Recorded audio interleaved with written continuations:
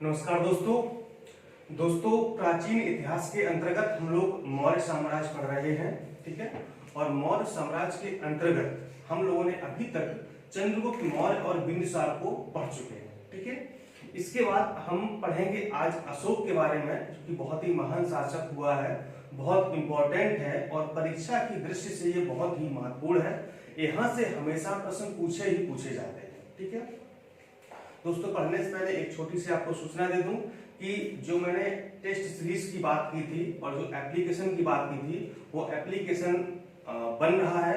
बस 2-3 दिन में बन करके तैयार हो जाएगा और उसके बारे में आपको जानकारी दे दी जाएगी कि कैसे उसको आपको प्ले स्टोर से डाउनलोड करना है और कैसे वहां से आपको सीरीज करनी है। ठीक है, तो इसके बारे में विस्तृत सूचना हम आपको जल्दी ही देंगे। ठीक है, और पॉलिटी हमारा लगभग समाप्त हो गया है, 1-2 लेक्चर और होंगे, वो जल्दी से हम समाप्त करते हैं। और नया विषय हम, जैसा कि आप लोगों की डिमांड है, ज्योग्राफी और साइंस, ठीक है, भूगोल और विज्ञान आप लोग पढ़ना चाहते हैं, तो हम इनमें से कोई एक विषय लगाएंगे। ठीक है, या इनको जो है दोनों को एक साथ लेकर के चलेंगे। ठीक है, ताकि आपका सिलेबस जल्दी से कंप्लीट हो सके।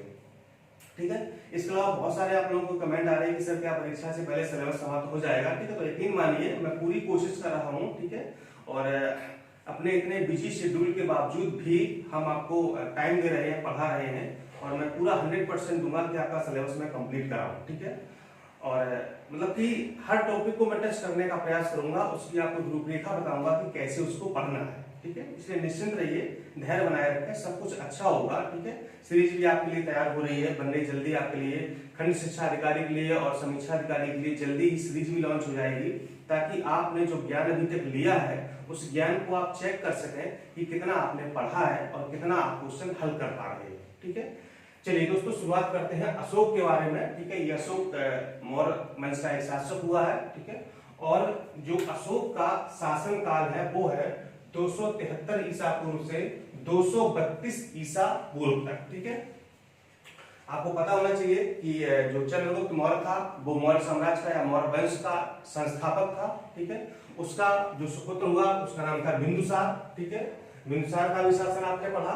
इसके बाद जो बिंदुसार का उत्तराधिकारी हुआ वो था अशोक। ठीक है, यानी कि बिंदुसार का जो लड़का था, पुत्र था, वो था अशोक। ठीक है, तो अशोक अब जो है काफी महान शासक हुआ है मौर्य साम्राज्य का। तो अशोक के बारे में ऐसी मान्यता है कि जो अशोक का राज्याभिषेक हुआ था और अशोक गद्दी पर बैठा था, इसमें 4 साल का अंतर है। ठीक है, इसको समझने का प्रयास करिए, क्या कहानी है। एक्चुअली हुआ क्या कि जब ये बिंदुसार की डेथ हो गई और तो अशोक को जब गद्दी मिली, तो अशोक जो है गद्दी पर तो 273 ईसा पूर्व में बैठ गया। ठीक है, अशोक गद्दी पर, यानी कि उसकी राजगद्दी थी, उस पर 273 ईसा पूर्व में अपने राज सिंहासन पर बैठ गया, लेकिन उस समय उसका राज्याभिषेक नहीं हुआ था। ठीक है, तो इसका जो राज्याभिषेक हुआ है वो सिंहासन पर, यानी कि गद्दी पर बैठने के 4 वर्ष बाद, अर्थात 269 ईसा पूर्व में अशोक का राज्याभिषेक होता है। ऐसे कई सारे ग्रंथ हैं, कुछ रचनाएं हैं जिनमें ऐसा कहा गया है। कि हालांकि ऑथेंटिक नहीं है, जो भी है ये ऑथेंटिक नहीं है। ऐसा कहीं कहीं मिलता है, कहीं कहीं नहीं भी मिलता है कि अशोक ने अपने 99 भाइयों की हत्या करके राजगद्दी पर बैठा था। ठीक है, ये उसकी 20 माताओं से,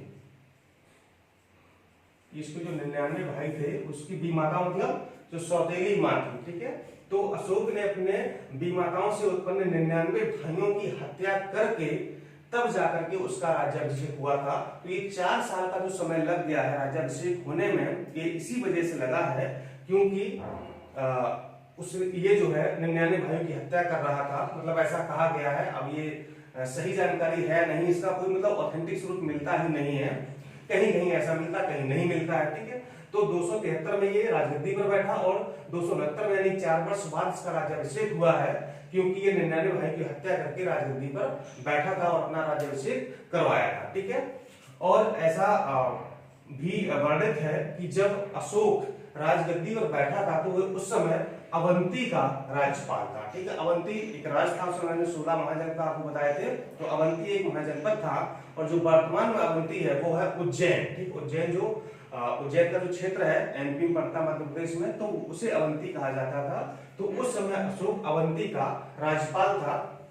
ये परीक्षा में प्रश्न पूछ लिया जाता है कि जब अशोक राज सिंहासन पर बैठा था तो उस समय वो कहाँ का शासक था या कहाँ का राज्यपाल था, तो अवंती का वो राज्यपाल था। ठीक है, तो ये तो बात हो गई अशोक के राज्याभिषेक और गद्दी पर बैठने की। ठीक है, अब हम आते हैं कि अशोक का जो इतिहास है वो कहाँ से मिले, यानी अशोक के बारे में जानकारी हमको कहाँ से मिलती है। तो अशोक के जो अभिलेख हैं उन्हीं अभिलेखों से हमको अशोक के बारे में जानकारी प्राप्त होती है। ठीक है, जो उसने बहुत सारे अभिलेख लिखाए हैं, चाहे वो स्तंभ लेख हो, शिलालेख हो, गुहा लेख हो, तो वहीं से हमको अशोक के बारे में जानकारी प्राप्त होती है। ठीक है, और जो अशोक का नाम है वो अभिलेखों में क्या मिलता है, यानी जो मैक्सिमम यानी जो अधिकतम अभिलेख हैं उन अभिलेखों में अशोक का नाम मिलता है देवानाम प्रिय। ठीक है, क्या मिलता है, ये परीक्षा में पूछा गया है। ठीक है, ये जो अशोक के मैक्सिमम अधिकतम अभिलेख हैं उनमें नाम मिलता है देवानाम प्रिय। ठीक है, इसके अलावा एक अभिलेख ऐसा है जिसका नाम है भाब्रू अभिलेख। ठीक है, उसमें अशोक का नाम मिलता है प्रियदर्शी। और एक अभिलेख ऐसा है जिसका नाम है मास्की अभिलेख, इसमें अशोक का नाम मिलता है बुद्ध शाक्य। ठीक है, तो भाब्रू अभिलेख में प्रियदर्शी मिलता है, मास्की अभिलेख में बुद्ध शाक्य मिलता है। ठीक है, और चार अभिलेख ऐसे हैं कि चार अभिलेख ऐसे हैं मास्की, गुर्जरा, मैत्तूर और उडेगोलम। ठीक है, चार अभिलेख ऐसे हैं जिसमें अशोक का नाम अशोक ही मिलता है। ठीक है, ये और ये चारों अभिलेख कैसे, ये लघु शिलालेख है। ठीक है, मास्की, गुर्जरा, मैत्तूर और उडेगोलम। ठीक है, ये लघु शिलालेख है और इन चारों लेखों में अशोक का नाम अशोक ही मिलता है। ये चार ही ऐसे अभिलेख है जिसमें अशोक का नाम अशोक मिला है। ठीक है, बाकी के सभी जो हैं उनमें अशोक का नाम क्या मिला है, देवानाम प्रिय मिला है। ठीक है, भाब्रू अभिलेख में प्रियदर्शी मिला है और मास्की में बुद्ध शाक्य मिला है। ठीक है, तो देखिए मास्की यहाँ भी है, मास्की यहाँ भी है। ठीक है, तो मास्की में बुद्ध शाक्य भी मिला है और मास्की में अशोक भी मिला है। ठीक है, तो मतलब ये समझिए कि चार अभिलेख ऐसे हैं जहां पर अशोक का नाम अशोक मिलता है, एक अभिलेख ऐसा है जहां पर अशोक का नाम प्रियदर्शी मिलता है भाब्रू में, और एक अभिलेख ऐसा है मास्की जिसमें अशोक का नाम बुद्ध शाक्य मिलता है। और जितने भी और इसके अलावा जितने भी अधिकतम अभिलेख हैं उन सब में क्या मिलता है, देवानाम प्रिय उसका नाम मिलता है। ठीक है, ये हो गई अशोक के नाम की बात कि कहां पर क्या मिलता है। ठीक, चलिए अब बात करते हैं जो अशोक का जो अभिलेख, उसके बहुत सारे अभिलेख थे, हम लोग यहाँ पर भी पढ़ने वाले हैं अशोक के अभिलेख। ठीक है, तो जो अशोक का सर्वप्रथम खोजा गया अभिलेख था वो था दिल्ली मेरठ अभिलेख। ठीक है, कौन सा था, सबसे पहले खोजा गया अभिलेख था दिल्ली मेरठ अभिलेख। किसने खोजा था, ये 1750 ईस्वी में टीफेन थेलर ने खोजा था। ठीक है, देखिए यहाँ पर ईसा पूर्व सब वर्णन हुआ है। ठीक है, तो ईसा पूर्व क्या होता है, वर्ष उल्टा चलता है। ठीक है, ईस्वी क्या है कि सीधा चलता है। ठीक है, तो 1750 ईस्वी में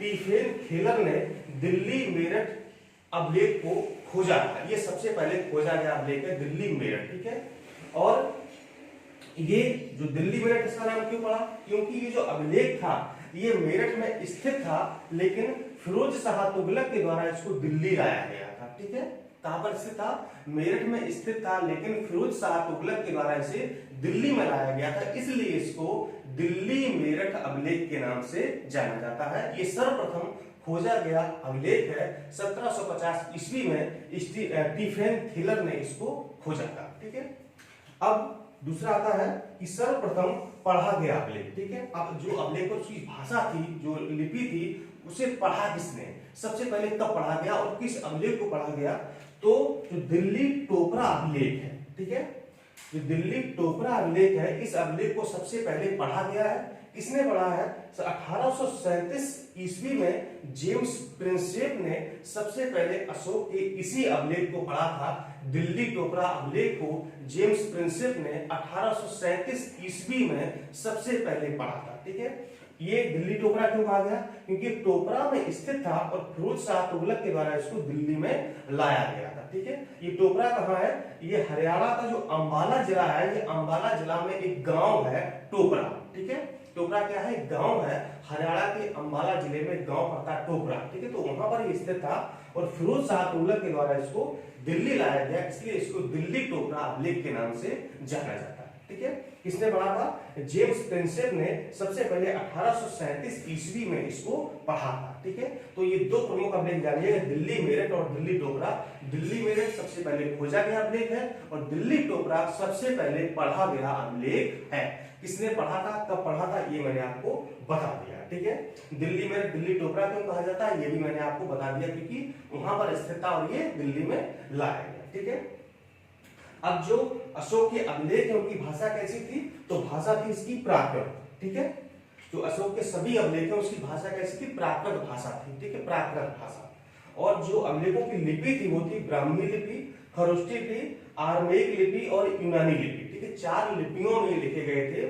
ब्राह्मी, खरोष्टी, आरमेइक और यूनानी लिपियों में अशोक के अभिलेखों को लिखा गया है। ठीक है, और जो सहबाजगढ़ी और मानसेरा अभिलेख हैं वो खरोष्टी लिपि में है। ठीक है, और जो तक्षशिला अभिलेख है वो आरमेइक लिपि में लिखा गया है। ठीक है, तो ये याद रखिएगा, सहबाजगढ़ी और मानसेरा अभिलेख हैं वो खरोष्टी में लिखे गए हैं और तक्षशिला अभिलेख ये आरमेइक लिपि में लिखा गया है इसको। ठीक है, ये तो हो गई इसके अभिलेखों की बात। अब हम आते प्रमुख रूप से कि वास्तव में अशोक के अभिलेख कितने हैं और कितने प्रकार के हैं। ठीक है, तो यहाँ पर आइए अशोक के अभिलेख। ठीक है, तो अशोक के अभिलेखों का 3 प्रकार का हमको वर्णन मिलता है। कौन कौन से, एक तो है शिलालेख, एक है स्तंभ लेख और एक है गुहा लेख। ठीक है, शिलालेख क्या होते हैं, शिलालेख मतलब कि जो पत्थर पर लिखवा दिए गए, बड़े बड़े पत्थर हैं उस पर लिखवा दिया गया है। क्या हो गया ये शिला, शिला मतलब क्या होता है, पत्थर होता है। ठीक, बड़ी बड़ी शिलाएं हैं, ठीक है, पत्थर है उन पर लिखा दिया गया, तो क्या हो गया शिलालेख हो गया। ठीक, स्तंभ लेख क्या है, यानी कि खंबे हैं, पिलर्स हैं। ठीक है,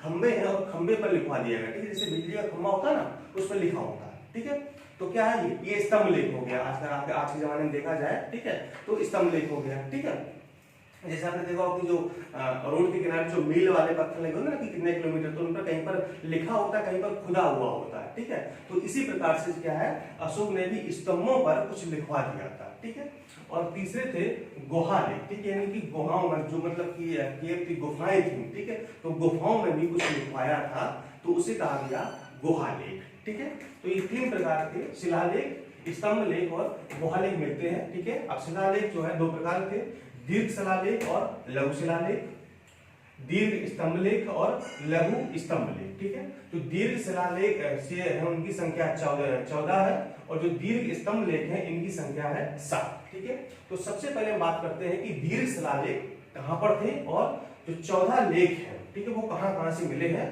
तो जो दीर्घ शिलालेख थे ये 14 लेखों का या अभिलेखों का समूह था। ठीक है, और ये कहां से मिले थे, ये 8 विभिन्न स्थानों से प्राप्त हुए थे। ध्यान रखिएगा, दीर्घ शिलालेख कितने हैं, 14 है, मिले कितने स्थानों से हैं, 8 स्थानों से मिले हैं। इसका मतलब ये है कि किसी किसी स्थान से हमको 2 या 3 अभिलेख भी मिले होंगे। ठीक है, यानी कि स्थान 14 नहीं है, अभिलेख की संख्या 14 है, लेकिन मिले हमको 8 स्थानों से हैं। ठीक है, 8 स्थानों से मिले हैं। ठीक, तो इसके जो 14 अभिलेख हैं वो सारे हम नहीं पढ़ेंगे, जो प्रमुख हैं जहां से परीक्षा में प्रश्न पूछा जाता है वो आपको हम बताने का प्रयास करेंगे। ठीक है, तो जो प्रथम इसका दीर्घ शिलालेख है इसमें क्या है, इसमें पशु बलि का निषेध मिलता है कि पशुओं की हत्या ना की जाए। ठीक है, जीवों की हत्या ना की जाए, तो पशु बलि का निषेध कहां मिलता है, ये प्रथम अभिलेख, प्रथम दीर्घ शिलालेख में मिलता है कि पशु बलि का निषेध। ठीक है, द्वितीय में क्या मिलता है, इसमें इसके सीमांत कुछ प्रदेश थे जैसे कि चेर, चोल, पांड्य, सातीय पुत्र, ताम्रपाणी। ठीक है, ये 5 ऐसे प्रदेश थे सीमांत थे। सीमांत मतलब इसकी सीमा से लगे हुए थे, मतलब इसके राज्य में नहीं थे, सीमा से लगे हुए प्रदेश थे, तो इनका वर्णन किया गया है कि 5 सीमांत प्रदेश थे। और इसी द्वितीय शिलालेख में क्या है, पशु चिकित्सा व मानव चिकित्सा का उल्लेख किया गया, यानी पशु चिकित्सा और मानव चिकित्सा के बारे में इसी में वर्णन किया गया है द्वितीय शिलालेख में। ठीक है, इसके बाद आते हैं 5वें पर।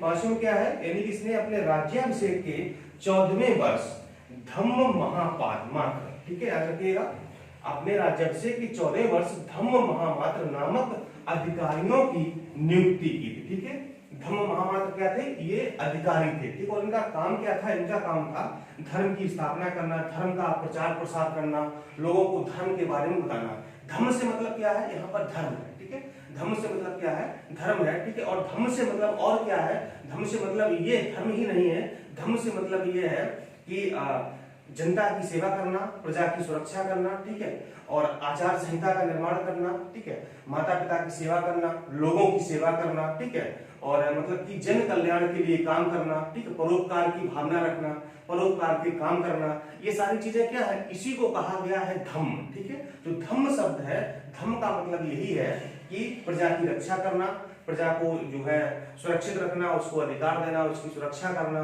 लोगों का सम्मान करना, आदर भाव करना, माता पिता का सम्मान करना, ठीक है, और लोगों को जो है मतलब कि इसके बारे में बताना, धर्म के बारे में बताना या धर्म के बारे में बताना, इसी को कहा गया है धम्म। ठीक है, धर्म का मतलब सिर्फ धर्म से नहीं है, धर्म का मतलब इन सारी बातों से है जो मैंने अभी आपको बताई। ठीक है, तो इन्होंने अशोक ने अपने राज्याभिषेक के 14वें वर्ष में धम्म महामात्र अधिकारियों की नियुक्ति की थी, जिनका काम था धर्म की स्थापना करना, प्रचार करना, लोगों को बताना और जागरूक करना। ठीक है, इसके बाद आते हैं 11वें अभिलेख में। तो 11वें अभिलेख में क्या है कि धम्म विजय की विशेषताओं का वर्णन। ठीक है, यानी कि धम्म विजय क्या है, प्रजा के नैतिक उत्थान के लिए कार्य करना। ठीक है, धम्म का मतलब क्या है, प्रजा के नैतिक उत्थान के लिए किए गए कार्य ही धम्म कहलाते थे, धम्म के अंतर्गत आते थे।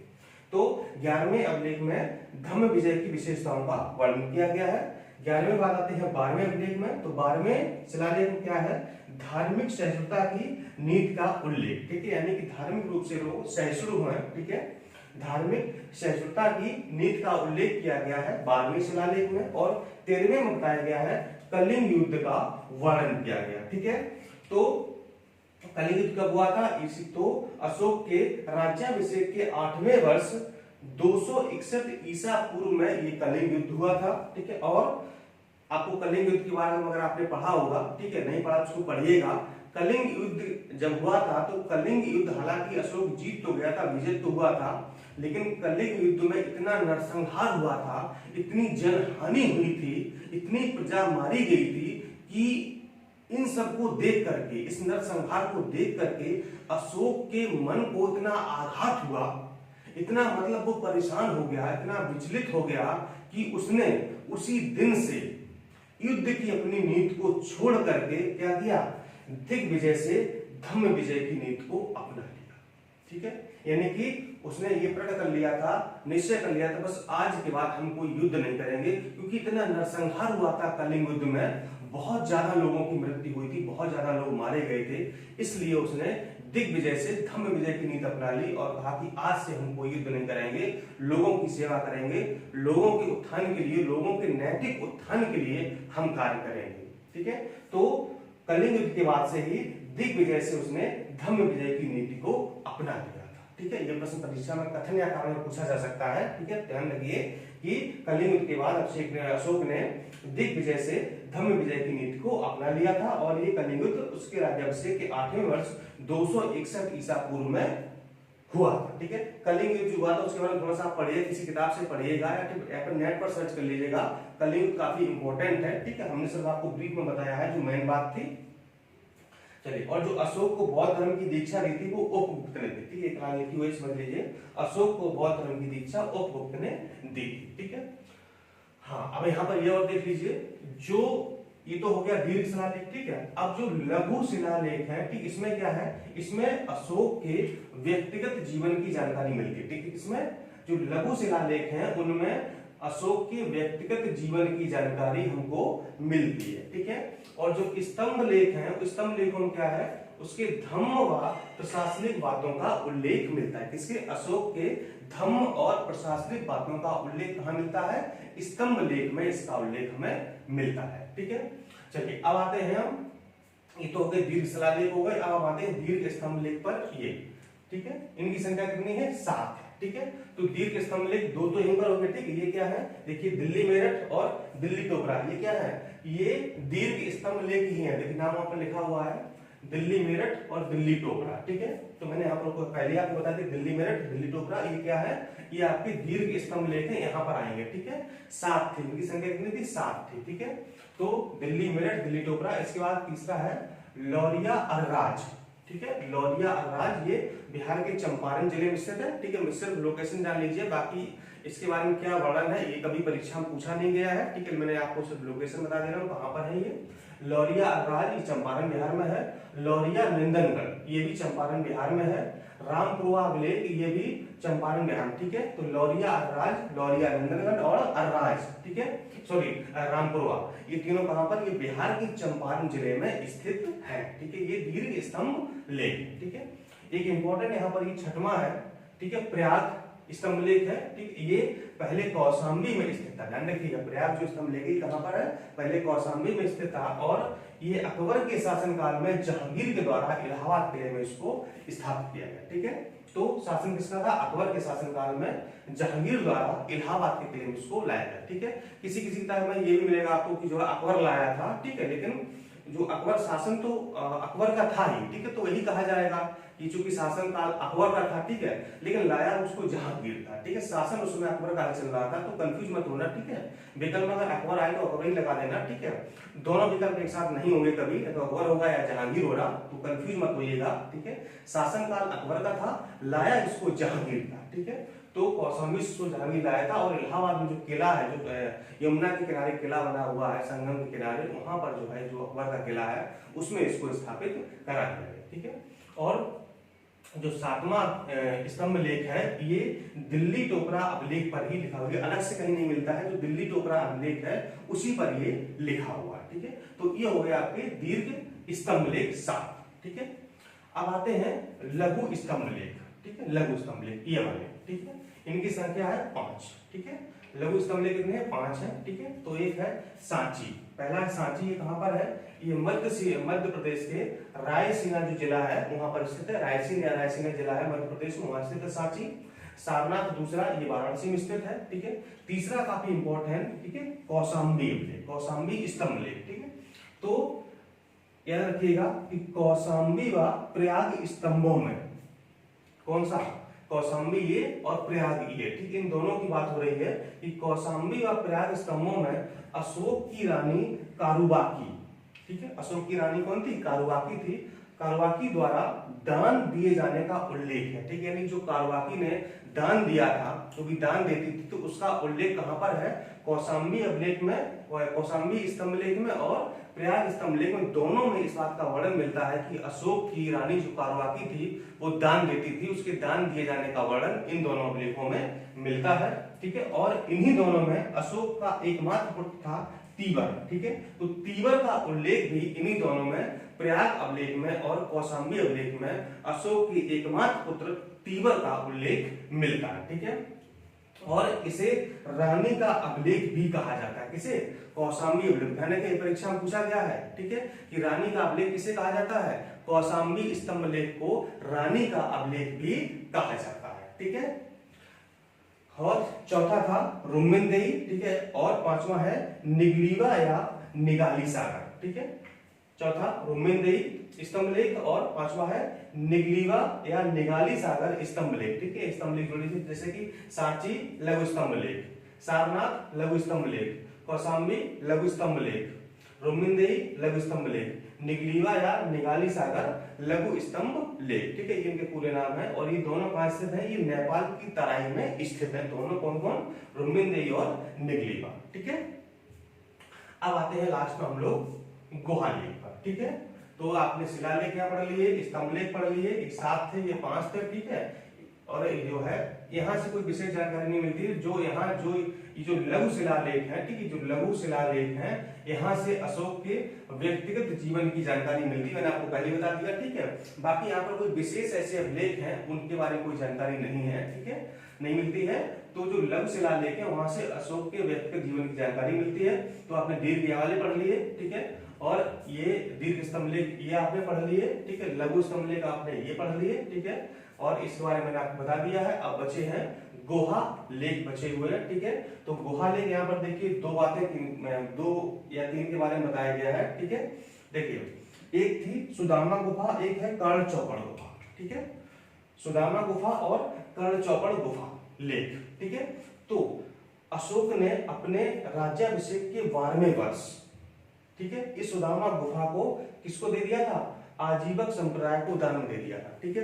कैसे इसको लिखेंगे, अशोक ने अपने राज्याभिषेक के 12वें वर्ष में सुदामा गुफा को सुदामा गुफा को आजीवक संप्रदाय को दान में दे दिया था। ठीक है, पहला पॉइंट क्या लिखेंगे, अशोक ने अपने राज्याभिषेक के 19वें वर्ष में कर्ण चौपड़ गुफा को आजीवक संप्रदाय को दान में दे दिया था। ठीक है, यानी कि 12वें वर्ष में और 19वें वर्ष में सुदामा गुफा और कर्ण चौपड़ गुफा को अशोक ने अपने जो है राज्याभिषेक के 12वें वर्ष और 19वें वर्ष में आजीवक संप्रदाय को दान में दे दिया था। ठीक है, बात हम यहाँ से स्टार्ट करेंगे कि अशोक ने अपने राज्याभिषेक के 12वें वर्ष में सुदामा गुफा को और 19वें वर्ष में कर्ण चौपड़ गुफा को आजीवक संप्रदाय को दान में दे दिया था। ठीक है, इसके अलावा अशोक ने अपने राज्याभिषेक के 12वें वर्ष में ही एक गुफा का और निर्माण करवाया था, उसका नाम था विश्व झोपड़ी गुफा। ठीक है, ये पूछा गया है, बहुत ज्यादा इंपॉर्टेंट प्रश्न है कि विश्व झोपड़ी गुफा का निर्माण किसने कराया था, अशोक ने करवाया था, अपने राज्याभिषेक के 12वें वर्ष में करवाया था निर्माण अशोक ने। ठीक है, और ये जो दोनों गुफाएं हैं, सुदामा गुफा और कर्ण चौपड़ गुफा है, ये कहां पर स्थित है, ये बराबर की पहाड़ियों में स्थित है। कहां पर, बराबर नहीं है, ये बराबर है, बराबर की पहाड़ी में ये दोनों गुफाएं स्थित हैं। और ये कहां पड़ता है, ये बिहार में पड़ता है। और इन बराबर की पहाड़ियों का जो आधुनिक नाम है वो है खलवितक पर्वत। ठीक है, तो जो बराबर की पहाड़ियां उस समय थी, उनका जो आधुनिक नाम है, वर्तमान नाम है, वो है खलवितक पर्वत के नाम से इनको बराबर की पहाड़ियों को जाना जाता है। ठीक है, यहाँ पर कोई कंफ्यूजन नहीं होनी चाहिए। अशोक ने अपने राज्याभिषेक के 12वें वर्ष में सुदामा गुफा को दान दिया था। अशोक ने अपने राज्याभिषेक के 19वें वर्ष में कर्ण चौपड़ गुफा को दान दिया था, किसको, आजीवक संप्रदाय को दान दिया था। और अपने राज्याभिषेक के 12वें वर्ष में विश्व झोपड़ी गुफा का निर्माण करवाया था। ये दोनों गुफाएं, सुदामा गुफा, कर्ण चौपड़ गुफा, बराबर की पहाड़ियों में स्थित है, बिहार में है। और इनका नाम जो है वो आधुनिक नाम है, वो है खलवितक पर्वत। ठीक है, तो दोस्तों ये हो गया हमारा आज का क्या, अशोक। बहुत ही इंपॉर्टेंट टॉपिक था, इसको आप हो सके तो 2 बार वीडियो देखिएगा, ये आपका एकदम क्लियर हो जाएगा, बिल्कुल नीट एंड क्लीन हो जाएगा। और परीक्षा में यहाँ से प्रश्न आना ही आना है हमेशा। अगर प्राचीन इतिहास से कोई प्रश्न आएगा तो अशोक से जरूर पूछा जाएगा। ठीक है, उसके स्तंभों से, उसके लेखों से पूछा जाएगा, उसकी भाषा से पूछा जाएगा, उसकी लिपियों से पूछा जाएगा। ठीक है, उसके जीवन के बारे में पूछा जाएगा। ठीक है, इसके अलावा आप जो है एक वीडियो और बनाएंगे, जो मौर्य साम्राज्य है या जो मौर्य वंश था उसका प्रशासन कैसा था, इसके बारे में एक टॉपिक आपको हम देंगे। और ठीक है, इसके बाद हम मौर्य साम्राज्य को समाप्त करके सीधे आ जाएंगे नेक्स्ट वाले टॉपिक पर। ठीक है, चलिए दोस्तों, लगातार पढ़ते रहिए, एंजॉय करते रहिए। ठीक, और परीक्षा में लगातार तैयारी करते रहिए। जल्दी ही परीक्षा आपकी होगी और पास भी आप होंगे और ईश्वर आपकी मदद भी करेगा। धन्यवाद, नमस्कार।